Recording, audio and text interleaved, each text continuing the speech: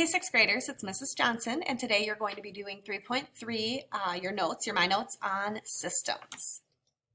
Our objective for this section is I can explain how technological systems are put together, how these systems are controlled, and how systems interact.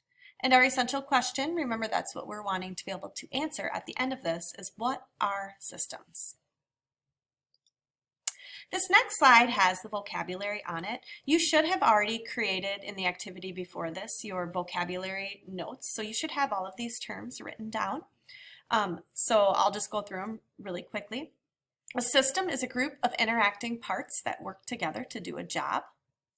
An input is matter, energy, or information that you put into a system.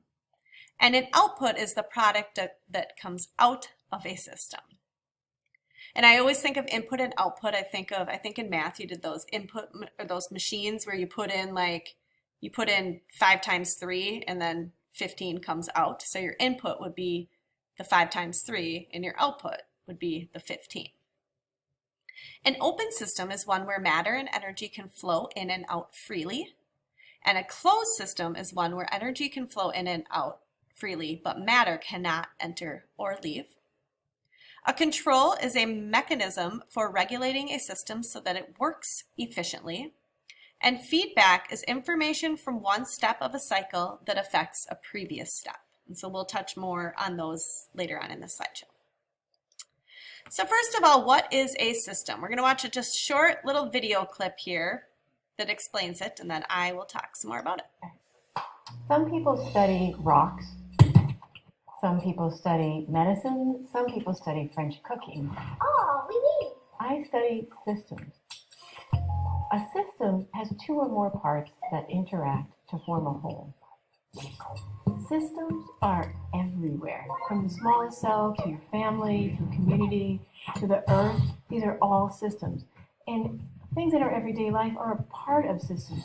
Let's take me as an example and this pile of laundry. My daughter is so happy to see her tie-dye. What's the difference between me and this laundry? Well, if you think about it, if you take this t-shirt out of the pile, does it change the functioning of this pile? Not really, just one less thing that I have to fold. But if I took my stomach, let's say, out of the body, that would change things, right? The stomach wouldn't work on its own, and the body would definitely not work without the stomach.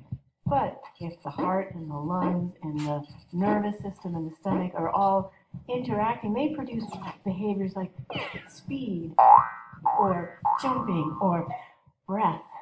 That's the difference between a system and a heap. We don't see systems walking around. There's no lines drawn between connections. We have to imagine those connections ourselves.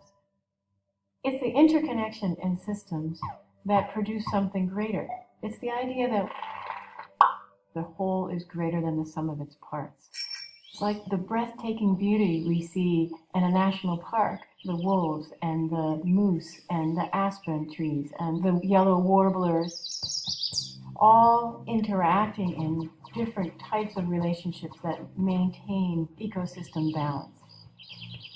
We can't see the connections that are occurring, but if I understand how they interact, I understand that taking a top predator out of a system will influence the whole. When we start to imagine those connections, how this affects that, then we shift our perspective from just the pieces to patterns that form a whole. And then we're starting to see the systems around us. And when we see them, then we can better understand them. All right, so that was kind of an introduction to systems and how we can see systems and use them in the real world, particularly in nature. We're going to tone it down a little bit and talk more about some basic systems. So a system is parts that interact, and these parts cannot do very much on their own. Each part affects one another in a certain way. For example, a bicycle. Okay, if I took the tire off my bicycle, my tire wouldn't really do very much on its own. I might be able to roll it, but that's about it. And the entire bicycle then wouldn't work without the tire. So you have to have all of the parts working together and interacting in order for the system itself to work. Okay, so two on here, parts, a system is parts that work together. The parts are a team, and affecting one part, like removing it, will affect the rest of the system. So what do systems do? So one thing that they do is they process inputs, okay? So that's matter, energy, or information that goes into a system. And the second thing they do is they generate outputs. An output, or the product of a system, is its output. And there's intended outputs, that's what you're trying to get, and there's unintended outputs, like waste outputs such as heat. For example, okay, a bakery takes flour, water, and yeast, and some other ingredients. Okay, those are the inputs. They mix it all together and put it in the oven, and the output that comes out is bread. We also might have some heat that's wasted in that sense as well. Okay, a computer takes electrical energy and information and processes it, and the output is the information that comes out of the computer. There's a picture of an air conditioner on there. Okay, warm air goes in to the system. Okay, that's the input, and electricity, right? And then the output would be the cold air that comes out.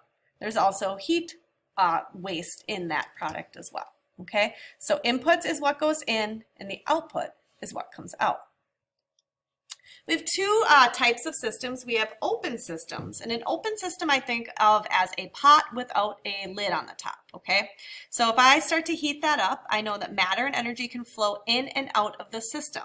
For example, if I took a pot of water and I put it on the stove without a lid on it and I turned the heat on, that water would boil, it would turn into a gas, and it would evaporate, and it would leave the pot, because a gas will take the shape of its container, which would be the entire room that they're in. Eventually, that water would all be gone out of that pot, okay? So the matter and energy can flow in and out of it. In a closed system, where I think of like a pot with a lid on it, okay, energy can flow in and out, so we can add heat to that, and the heat can go into that pot, but matter can't enter or leave. So if I took a pot of water and I put the lid on it and boiled it on the stove, the water would still boil, it would still turn into a gas and it would evaporate, but it wouldn't be able to leave the pot. And so what happens, you get all that condensation on the top of the pot, and then when you take the pot off, all the water drips back in, okay? So that water would never completely, it wouldn't evaporate out of the pot, okay? So an open system, the matter can flow in and out, and in a closed system, it cannot. How are systems controlled? Well, systems are controlled either with manual or automatic controls. I'm not sure why this box is still in here. Let's delete that quick. Okay, so a manual control regulates a system by human actions. For example, a light switch. Okay, if I walk into my bedroom and I want to turn the light on, I flip the switch and the light turns on. Okay, an automatic control is first set by people and then it regulates on its own. Now, some of you have probably been in the situation where there's a dark classroom and you've walked into it and the lights automatically turn on, okay? It's not magic, it's set that way. It's a motion sensor, right? So it's set by somebody, and then when the sensor senses motion, the lights turn on. So that would be an automatic control. Some other examples of automatic controls are traffic lights. Okay, those are set by people to either have certain times that they change color, okay? And then they regulate on their own. A thermostat in your house, okay? Maybe some of you have seen where your parents might set the thermostat to, let's say, I don't know, 68 degrees, okay? And when the temperature gets below 68 degrees, your heat will kick in and turn on automatically. And then when it reaches 68 degrees, it turns off, okay? And we'll talk about feedback in just a second, okay? Another example is turning on a hose. If you actually have to turn it on to make the water come out, then that's manual. But your sprinklers might be automatic, right? So you set it ahead of time to go off at a certain time, and then it does it on its own. Another way that systems can be controlled is with something called feedback, okay? And the thermostat is one that is a good example of this. So what it is each time a system generates an output, it has completed a cycle. When information inside the system signals the cycle to keep going, the system makes more output.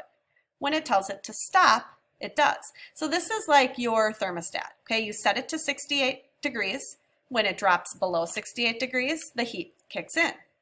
Okay, it keeps making more output, it's making more heat. And then when it reaches 68 degrees, it stops. Okay, and so this is called feedback. Negative feedback is feedback that can stop the process of the cycle. For example, street lights turn off during the day when there is plenty of light. Your furnace turns off when it reaches a certain temperature, or your air conditioner for that matter. Okay, so that's called a negative feedback loop. Positive feedback is when feedback causes the system to keep making output. And we're not talking about positive feedback for our sense right now. We're just looking more at negative feedback loops. And the last slide, how are systems studied? Systems are studied by changing the parts. So if you change one part, you can see what happens. So if I change the shape of a car hood, I can see how that affects how fast the car can go or how hot it gets or whatever I'm trying to test. Okay, and you can change something in a model if you have a complex system. So for example, if I was studying the solar system and I wanted to know how something might be affected by a change, I would probably change it in a model before, I mean, you really couldn't change it in the real solar system, but it would be too difficult. So a lot of times we can use models to study systems as well. Okay. The other way we can study systems is by analyzing interactions between the smaller systems that make up a larger system. Okay, so something like the Earth has tons of different systems within it, and we can study one of the smaller systems and see, well, how would changing something within this system affect the greater good?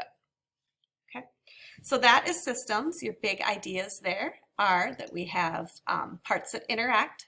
Okay, they can't work on their own. They all depend on one another. Input is what goes into a system. Output is what comes out of a system. We have open systems where matter and energy can flow freely throughout, and closed systems where energy can flow in and out, but matter cannot. Systems are controlled either by manual controls, which you have to physically manipulate yourself, or automatic controls that are set by people and then they go on and off at their own. And a lot of systems are also controlled by something called negative feedback, and that's like your furnace or your thermostat, okay? The thermostat kicks in when it goes below a certain temperature, your furnace does, and when it reaches that temperature, your furnace stops producing heat.